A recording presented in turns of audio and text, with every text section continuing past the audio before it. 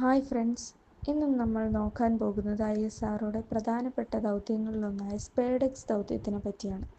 വിക്ഷേപണം 2024 December 30.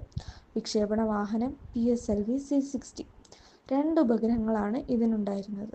SpaDeX A chaser അഥവാ SDX-01, SpaDeX B target അഥവാ SDX-02.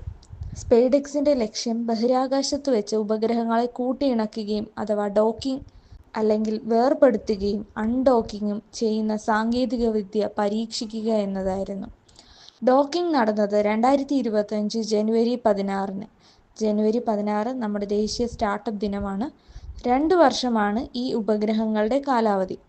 വേർപെടുത്തിയത് അഥവാ അൺഡോക്കിംഗ് നടന്നത് 2025 മാർച്ച് 13. നേട്ടം: ഈ സാങ്കേതികവിദ്യ സ്വന്തമാക്കുന്ന 4ാമത്തെ രാജ്യമായി മാറി ഇന്ത്യ. US, റഷ്യ, ചൈന എന്നിവയ്ക്ക് ശേഷമാണ് ഇന്ത്യ ഈ ദൗത്യം വിജയകരമായി പൂർത്തിയാക്കിയിരിക്കുന്നത്. വിക്ഷേപണ സമയത്തെ ചെയർമാൻ S. സോമനാഥ് ആണ്. ഡോക്കിംഗ് അല്ലെങ്കിൽ അൺഡോക്കിംഗ് സമയത്തെ ചെയർമാൻ ഡോക്ടർ V. നാരായണനും. നിർമ്മാണം UR Rao satellite centre, Ananth Technologies. ഇതിൻ്റെ mission director M. Jayakumar, project director N. Surendran. ഈ ദൗത്യ കാലാവധി 66 ദിവസമാണ്. 2 ഉപഗ്രഹങ്ങൾ തമ്മിലുള്ള ദൂരം 20 കിലോമീറ്ററാണ്.